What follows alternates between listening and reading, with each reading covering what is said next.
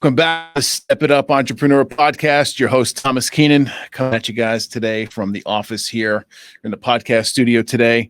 And I've got my John Bianchi with us. And John is coming from way up north. He's a Canadian dude.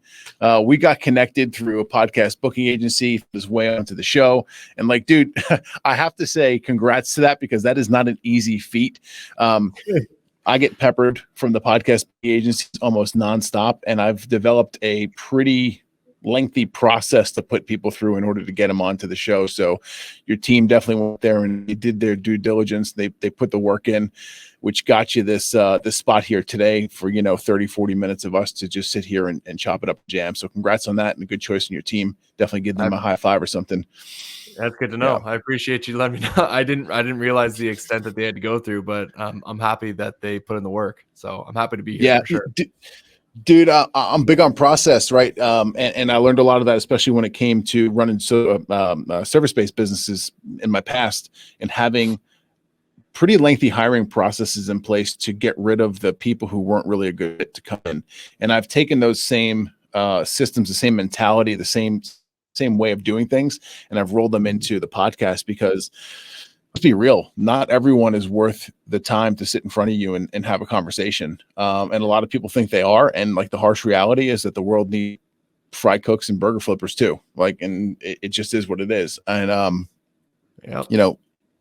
I want to dive in here today and we'll get to what it is you're doing now and kind of the success you've had. And that area is in STR, short-term rentals, Airbnbs and that sort of thing. But tell us, how did this all come about? What got you involved? What got you interested in business? And what got you interested in going down that path, which was actually going to help make money for yourself and others? Great question. First off, I want to say, appreciate you having me on the show. I hope that I live up to the ability of actually being accepted onto this show. And I want to really, dive into the business. You've made a couple of comments already that I know we're very like-minded when it comes to business and just the way that we kind of think and see opportunities out there.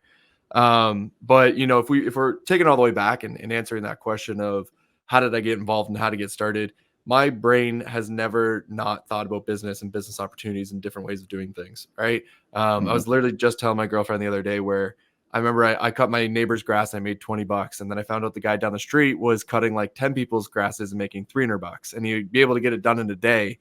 And I was like, I'm working a minimum wage job and barely making $300. You know what I mean? And I'm like, he's making as much as I make in a week with the way it was, part-time work at that age. And it's almost like a light bulb moment where you realize there's a bit of a better way to make money. Right. And if I can figure that out, maybe I can make it happen for myself. And then it just it's a never ending thought process or thought exercise that you're doing where you're trying to understand different ways to essentially make money, but you really just make money by adding value to other people's lives. That's what I've really summarized it down to. And it's like whoever can add the most value to somebody's life makes the most amount of money, right? And that's why you see people like Elon Musk and Jeff Bezos who affect millions upon millions upon millions of people making an abundance of money because they're adding so much value to this world, right? So that's where it all kind of started. I eventually, the first real business that I had was I was in finance. So I was really taking care of people's retirement funds. I hated it with passion. So I was 24, managed 10 million. My business partner managed 90 million. I had my name on the door and an assistant, right? All 24 is pretty much set for life. I was good to go. I just had to keep working away and I could not stand it. And what I didn't like about it was two things. I knew that I didn't love it enough to become an expert, to be the best of the best, because, to really, really excel. And then two, there was a cap on how big the company could become. And you really, in that type of a model, it's just you, right? It's really it's you, how many clients can you handle? You can't really get people underneath you unless you start to own a brokerage. So different. And that's a completely different model altogether. So anyways, I'm explaining that to simply say that I looked into all these different options, and Airbnb, as crazy as it may sound, was this option where you really could continue to scale it. As long as you kept tacking on more and more homes, you can continue to scale this business. And then you're just bringing in people to be able to manage and operate and take care of these homes as you continue to scale. And I was like, well, this makes a lot of sense. It's not an overly complicated business model and not a super smart guy. So I'm like, I want to, try to at least do something that I think I'm capable of doing. And that's how I kind of started to get into that Airbnb game. And I eventually got to the point where I had a nice, good amount of Airbnbs. There's somewhere around 15 in Chicago, 2 in Scottsdale. At one point, I had a couple down over in Michigan as well. And then COVID came around, right? COVID came around and just completely wiped that business away. I still had the contracts. So I still had like ownership of these contracts, even though they weren't producing anything, but they were sellable. So I was able to sell those contracts to somebody else who picked them up, and they ran with the business. But there was one thing that I realized while I was doing this is that I loved the data behind the business. I really like the one thing I loved the most out of the entire Airbnb business was analyzing the data and finding absolutely killer properties. The properties that had outsized returns, the ones that were making double in comparison to everyone else in profit, not just revenue, and all the little things that were allowing that to happen. It was almost like this little game for my brain, right? Of like optimization. Anyways, I realized I knew it so well that I had a bunch of people who started just reaching out to me, and then people were referring, and it literally turned into this Airbnb data consulting business where so many people reached out and just became this. And then I ended up getting a contract with the largest short-term rental investment fund in America to do their acquisitions. And that was over 2 years ago. And since then, I've helped allocate over $70 million into 140 properties. And every single last one of those properties is a positively cash flowing property, which means we have a 100% success rate with my data and research and process of finding which properties to get and how to set them up. I didn't do it completely myself, but my research went a really long way to give us a really, really good chance of success. But obviously there's a brilliant team there to help bring those to life. And so that's one of the biggest contracts I have, but I help everybody and anybody. Right. So now we find properties. We used to be exclusive for a really long time, but we're expanding now so that anybody can work with us and we can help you find those properties. So anyways, that's my little, my hell of a track record, dude. Pardon? Yeah. I love it, man. It's a hell of a track record you got there, Yeah. So at this point, correct me if I'm wrong, but I'm kind of picking up here that you don't have any Airbnbs of your own at this point. You're just helping other people find placements, and that's the way that you're making your income. Is that correct? Exactly. So I see myself right now as the Levi jeans to the gold rush, right? I'm providing a service to an industry where there is a ton of need. It's being developed, it's being built out. And so it's a service directly to this new industry that is developing. And I see my company as sort of a filling an institutional void that is needed within this new industry to help people succeed in their businesses. Doesn't mean I don't, I plan, by the way, I'm getting all my Airbnbs back and building up my portfolio, and because I still see it as like a great base of revenue that you can have that's secure and backed by real estate. And if you do it for 30 years, by the time you retire, you're sitting on the exact same amount of cash as when you're working. So that's the idea. Sure. Yeah. So Airbnbs and short-term rental overall have interested me for quite some time. And I've come close on a couple of occasions to pulling the trigger to get involved. A property in Utah, just about to get rid of it actually. And long story short, there were so many hoops to jump through within the local town ordinances and regulations that it quickly became very clear to me that it wasn't worth my while for going down that path to getting everything in place that they required. And it was quite intentional from my perception of what they were doing and how difficult they were making it, because that area really wasn't too keen on Airbnbs, or they wanted to limit them. And they did a really good job of limiting us from moving forward. I'll tell you that much. Right. So what do we do in situations like this where someone wants to get involved in short-term rental? They may have a property, they may have a second home or a spare property or an investment that they're using as a traditional rental, and now all of a sudden they want to swap it over to short-term rental. Like, what do you do in a situation like that? Or do you just start rating these things and saying, hey, you know what? That one over there is not good. However, we should move over to this area of the country where we know that the regulations are easier and we know that there's going to be a good ROI. Great question. Like, genuinely great question, because I have not heard that from a lot of people, right? And there are a ton of people out there. And I mean, it sounds like you're somebody who was exactly in that situation where you had a long-term rental, you had a property, and you're like, I want to make this an Airbnb. I've heard a lot about it, so let's try and do it, right? Yep. That to me is the most backwards way of getting into Airbnb, and one of the reasons why people fail more than not, right? So the easiest way to explain this is there are not hotels all over the place for really, really good reason, right? Airbnbs is short-term rentals are significantly different than long-term rentals. It's two completely different worlds. Yes, they're both houses, but it's two completely different worlds. And so when it comes to Airbnbs, you have to be in the right location with the right type of property that's put together for the exact ideal demographic for that market, and you have to have bought it at the right purchase price with the so that you are not overpaying for that property, or that your expenses are not too high on that property. And you have to have a combination of all of those things coming together with good regulations. I always say regulations is step one. So step one, are you in a place that has some regulations in place that allow Airbnbs and they're likely not to change? That's the step one. Then you go from there. And if you can't get a property that doesn't have all those things, it's not going to make a good Airbnb. And I think that's why we hear all these horror stories of Airbnbs and not working out, and everyone's a liar online who talks about Airbnb. It's like, no, you're buying a hotel in the middle of nowhere and expecting people to go to it, right? Like that's really what people are doing here. Or you're buying a hotel in an area that does not have a lot of travel demand, and maybe some people are going to rent it out, but not enough to be able to cover your expenses. It's a business, right? And so you also wouldn't put a Subway in the middle of anywhere. You would strategically figure out what's the best place to put this Subway, right? And that's the same idea with the Airbnb. It's a business. You need people who are traveling. You also need them to be willing to spend a lot to stay at your place to be able to cover the expenses. You need to be a very desirable location so that people are willing to spend a lot on a nightly basis to stay there. And all these combination of things comes together to allow you to make money, right? And then on top of that, there's a whack load of competition, right? So just like a Subway is now competing with every restaurant that exists in that area, you're competing with every single other hospitality option that people have in that area as well. And so you have to be one of the best options in that area too. So that's kind of like the answer to your question is simply saying that not every location makes a good Airbnb. And so if you are going to try and, get an Airbnb, go to where it makes sense, not where you are, is probably a better way to explain that. Got it. Yeah, that makes sense.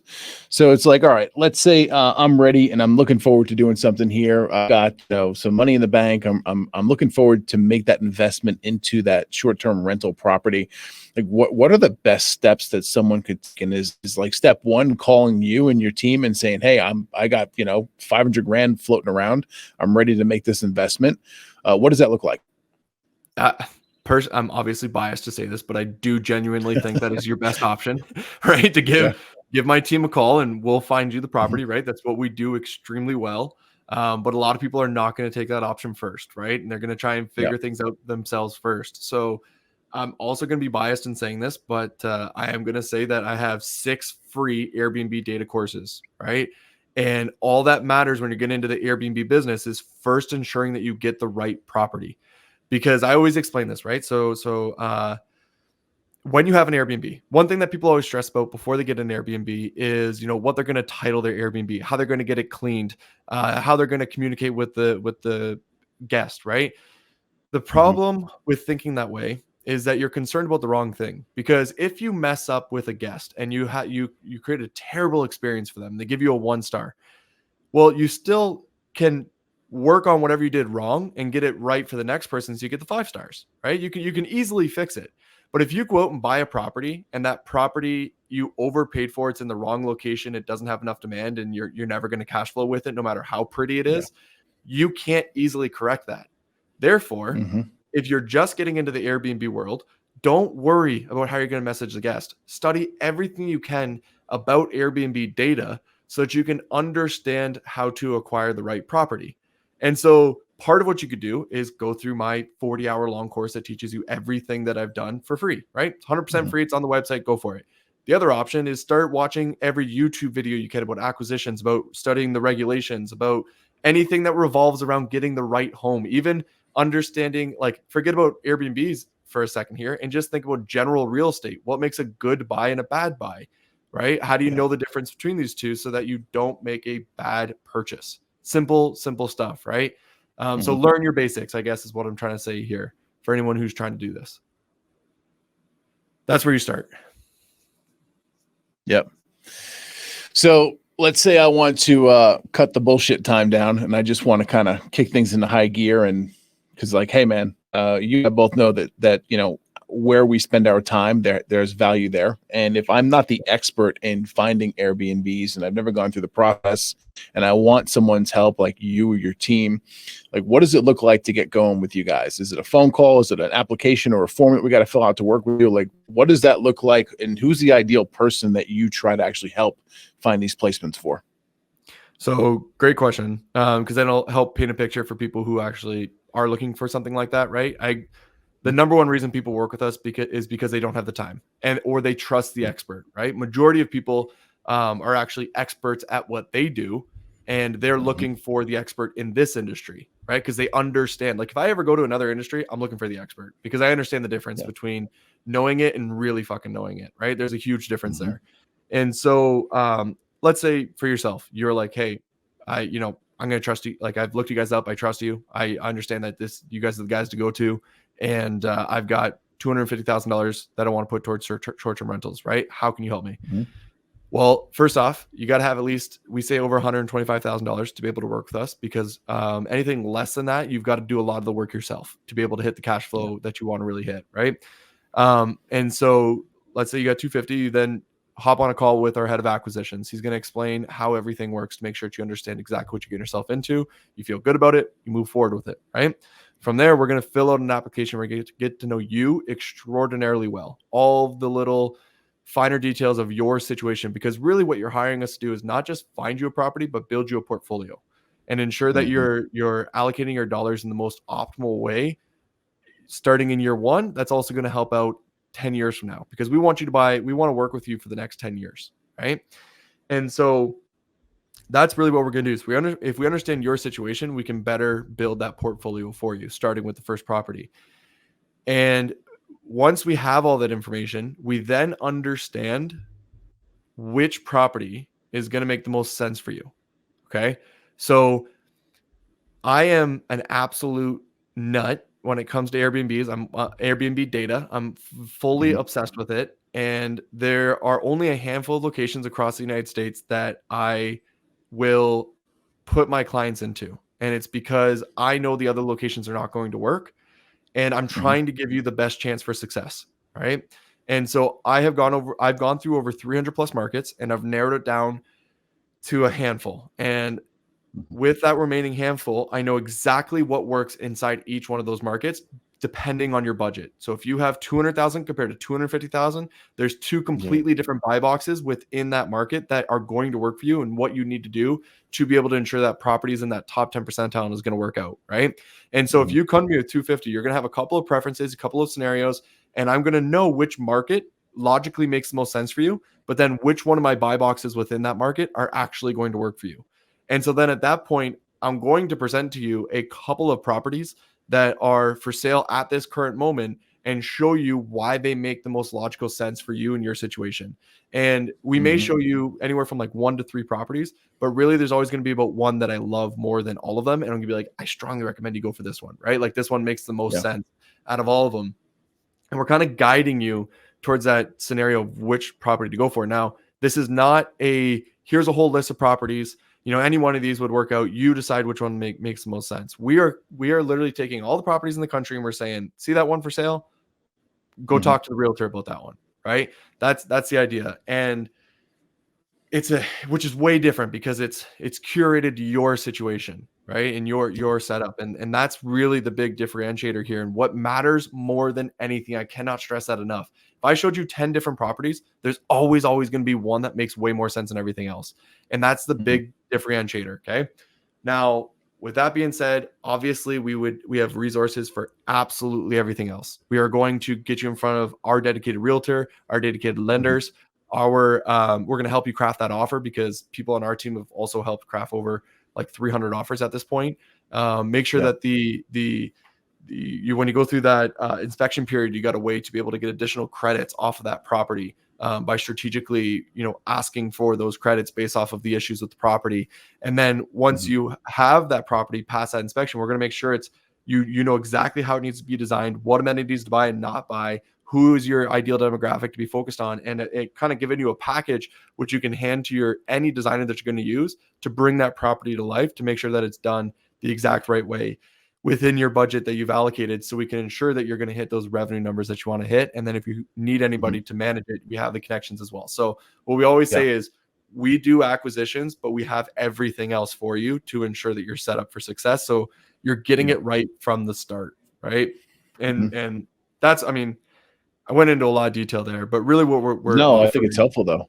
Okay, good. No, I think it's super helpful because, what you touched on before definitely rung a bell with me. Because look, man, I'm the operations guy in business. I always have been. Like operations, and it just comes naturally to my brain. I think, okay, cool. We just sold something. Well, what's all the real work that needs to happen after the sale is closed, right? Because a lot of people think the opposite. Oh, we sold something cool. We're done. Like, no.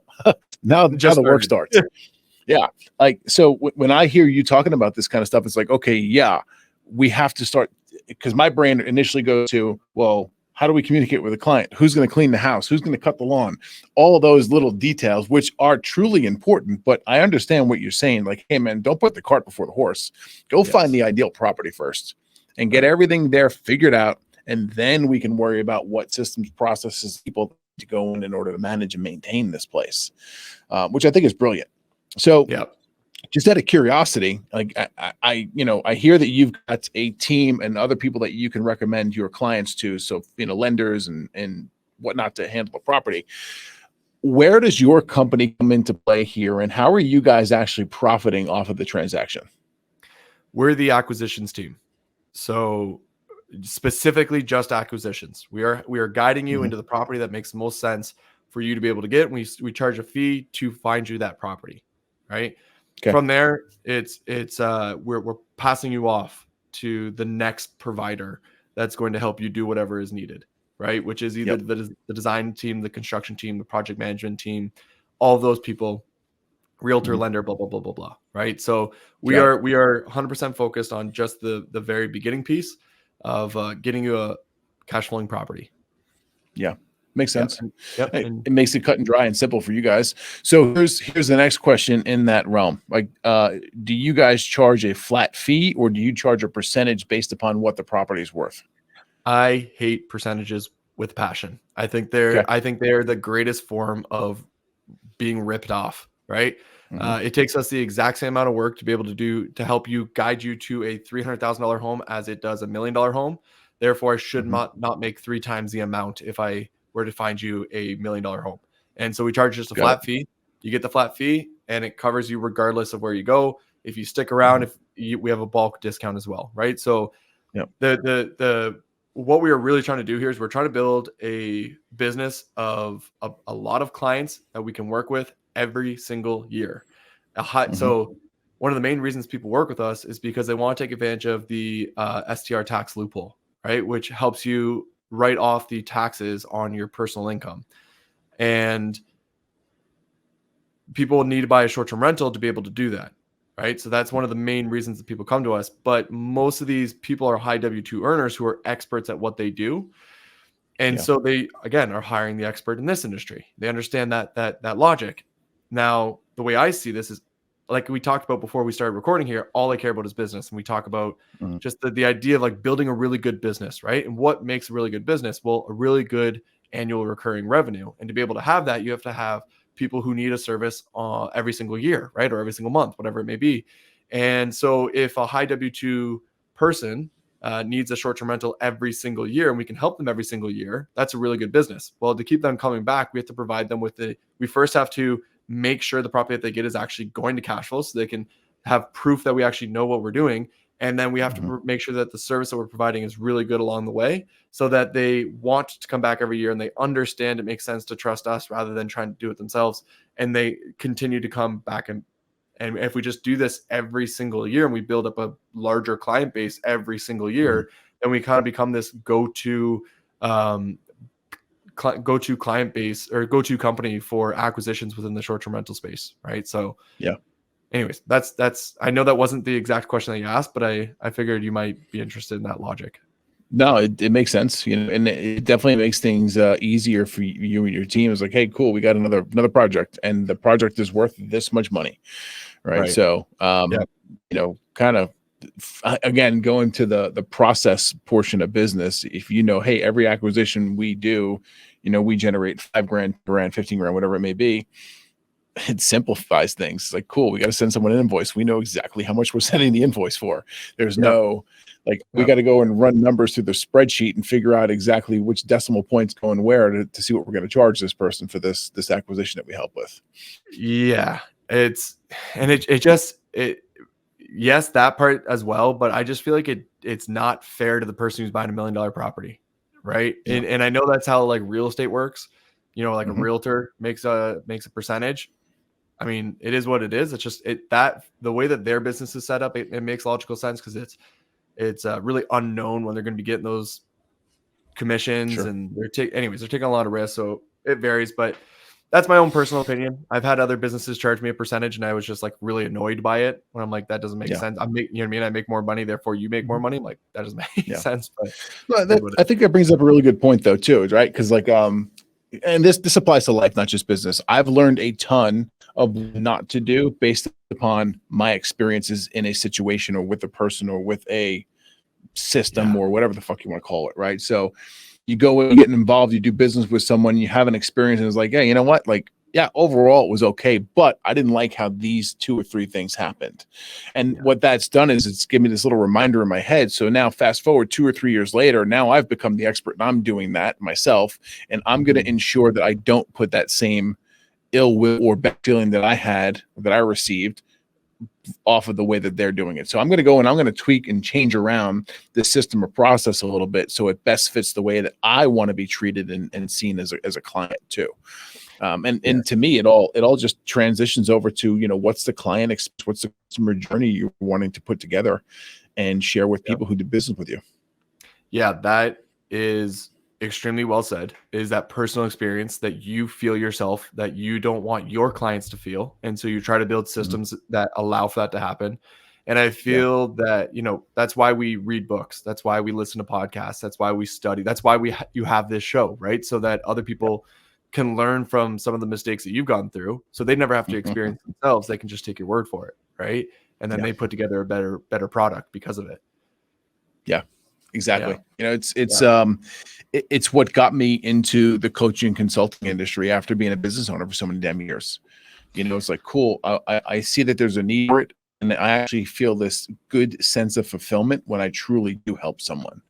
So, okay, well, how do we turn this into a business and go for it? Yep. And that's kind of how that happened in a short way to talk about it. All right. So here's a question I got for you. Without giving away all your, because you got to go out there and make money and do what you do. But if you were someone who's got a couple $100,000 floating around, you're ready to make that short-term rental investment, what are the top 3 regions in the United States that you would choose first? So first off, I can't give away that information. So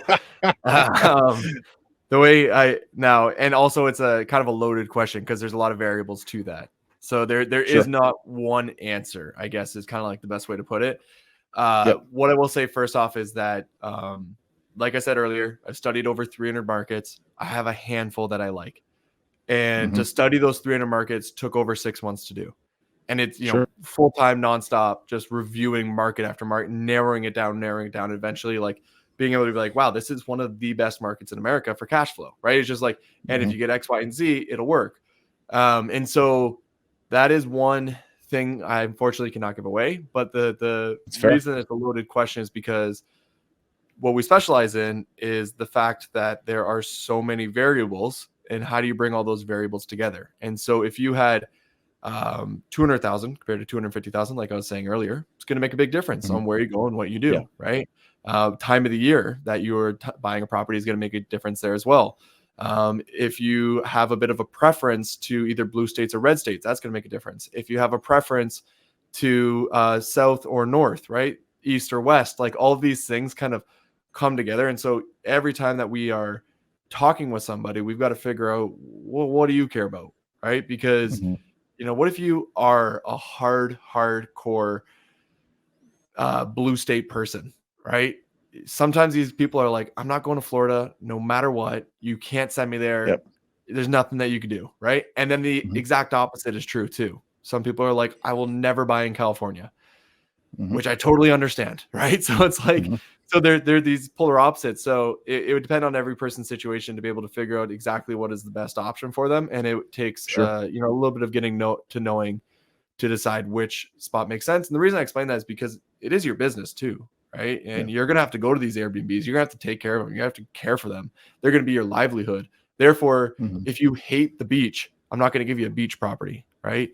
And if you hate the mountains, I'm not going to give you a mountain property. And so there's a little bit to it, but you know, sometimes if you don't have what I will say is if you don't have a big budget, right? If you have like 125 to 150 is your total capital that you can put towards property, there's only two Mhm. markets across the United States that I would put somebody into because they're the only two markets that would work, that would give them a fighting chance to cash flow. Whereas a lot of the other markets with that much capital, you're just going to get beat Mhm. up wherever you go by competition because you can't Yeah. outdo them, right? And so, you know, if you have a lot of money, every single market's open. If you got a little bit of money, there's only two. That's the Yeah. best answer I can All right. give you. Hey, you know what? It's really fair because look, man, you've gone and you've done the legwork, and this is how you make your money, and I totally get it, right? Would you or have you in the past? Let's say someone comes to you and they're just scratching the surface. They just have scraped together 125K, or maybe they've got 115, and with the next 3 months they'll have the remainder of it. Have you or do you recommend to that person like, hey, like you're stacking cash over there good right now, why don't you hold off until you're at 160 or 175 grand and then come back to me? Because now, like, our option is now with your 125K, but when we get to that 160, you know, we have so many more options and areas that we can go research and check out. Is that something that you've done in the past or you would recommend to some people? So yes, for sure. When they're at a certain number, we can explain to them like, hey, if you just wait a little longer, you have more options, right? If you save a little bit more, you have more options. The other Mhm. side of it is sometimes we'll explain to people when they do have a smaller budget, we say, listen, we're going to put you in this property, and these are the things that you need to use your money for when you first get started. So like the way you design it and the way that what amenities that you put in there. But we say Mhm. you're going to have to grow into this property because in year one, when you first set this up, it is not done in Mhm. the way that we are recommending. And in the long run, you will lose if you don't do anything else. In this environment right now, we're totally fine because there's still a lot of travel. We're not in some sort of major crisis, even though we technically are, but like we technically aren't at the same time. And so you would be okay as of right now, as long as you can eventually add something to the property to make it better than everybody else. And we always give them a property that has the ability to do that. So in other words, we call it a Mhm. property that they would grow into. So those are two options, right? So it's Yep. well, one is they wait, two is they can grow into the property, and then the third option, Mhm. which we are finding to be the best option, is that they should partner with somebody to bring in the other half, right? And then Mhm. everything opens up to them, right? So if you had Yeah. $100,000 and somebody else has $100,000, get together, do it Mhm. together, hire us, we'll find you that property. Now you have a way better chance of actually getting a good property. And Mhm. you have a fighting chance in the market that you're in. You're going to be in that top 10 percentile if you do things properly. And you can do that because you have more money allocated towards that property. Does that make sense? Mhm. Yeah, sure does. Yeah. Sure Um, does. I feel like this is a good time to explain one more thing too, because I talked about growing Sure. into the property and kind of not wanting to get hurt there. So Mhm. I, anyone in my position is a steward of other people's money, right? I'm a steward of other people's. I had to help allocate $70 million. So I put the pressure of that $70 million on my back of being like, I got to do everything I can to make sure that I'm not messing this up. Like everyone at the TechFester team knows that I get very emotionally upset if a property Mhm. is missing its numbers or something's going off or we did something wrong, and I'm just like I'm so invested into it, and it's because I really just don't want people to lose their money. Like that's step Mhm. one, because I wouldn't want to lose my money, and that would really suck. I know how hard it is to make money, and so in my position, what I'm always trying to do is plan for that worst case scenario, and I feel like anyone else in my position should be doing the exact same thing. If you're going to be getting a property, it's not about how well can it do today. It's all about how do I get this property to make it through the next recession? Because coming from the financial world back in the day, you study the markets and you realize that there's always going to be an economic downturn, which Yep. is the hardest for businesses, especially in the travel industry. And so then therefore, you have to try to ensure that your property that you're going to be getting, this business that you're going to be building up around short-term rentals, around travel, that has really high expenses, right? So you have your mortgage, your insurance, your cleaning, there's a lot that you're paying into that property to keep it alive, right? And if there's not money coming in, you're going to lose the property. And so in the economic downturn, when people stop traveling, you got to figure out a way to get people into that property, and how to be one of those properties that still gets booked during that time period. And that's what I'm always thinking about. How do we get our clients into properties that can be secure during an economic downturn, to ensure that they can make it through the economic downturn? Because after that is always the best time ever to own anything, right? Because everything is booming. And so that's how I see my role is we're going to get through this period. And if we can get through that period, then you're good to go. And so I've done my job. If you make it through here, not through when it's easy. Like right now it's easy, right? So anyways, I feel like that's an important piece for people to understand, that it's really important when you're buying an Airbnb, you're in the hospitality industry, economic downturns can wipe out your business in a heartbeat. Yeah, for sure. So for sure. Dude, this is awesome. John, I really appreciate you coming in here and sharing some of your wisdom, your knowledge. And tell us, what's the best place that people can find you and connect with you and learn more about the services that you and the company offer? My strongest recommendation is to go to strsearch.com. We have 6 free courses. It says right at the top right corner, free courses. It is the most free content around Airbnb data and acquisitions, and it is my entire process. I don't give away my secrets, but I give away my process, and it's all listed out there. And if you go through that and you trust us, schedule a call right on the website, schedule a call, and we'll help you find a property. If you still need more convincing, go to my YouTube. It's got even more free content and teachings and everything, and just learn what I know so that you can trust me. That's why it's out there, right? I'm trying to not hide anything because I want to build trust with you guys. So strsearch.com is the best place to go if you want to follow me at the Airbnb Data Guy. Love it, man. Appreciate your time here today and coming in and sharing this information. I appreciate you having me, man. This is I thoroughly enjoy talking about this stuff. I love getting it out there, and I love talking business with other business-minded people. So thank you for having me. I do appreciate it. Yes, sir. You got it. Thank you for tuning in to the Step It Up Entrepreneur Podcast. Make sure you head over to stepitupentrepreneur.com and make sure you subscribe so you never miss an episode of the Step It Up Entrepreneur Podcast.